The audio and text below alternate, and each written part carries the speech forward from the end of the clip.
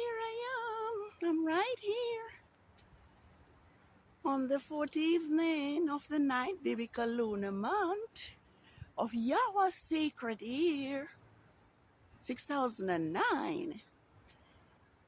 And I'm seeing the crescent of the moon for the second time since the new moon 4 days ago. Yes, I saw it first yesterday at about 6:13 p.m. Well, I had a photo of that, but I think it's best just to take a video so that more people can see the faithfulness of Yahuwah.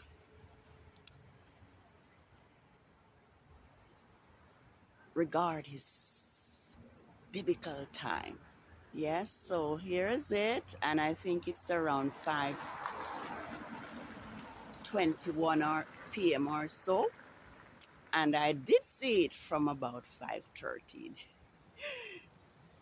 p.m. So here's the moon, bearing witness that the 4th day of the 9th month has come or is coming to its close. Shalom. Hope you enjoy seeing Yah's time clock, his faithful moon. Shalom.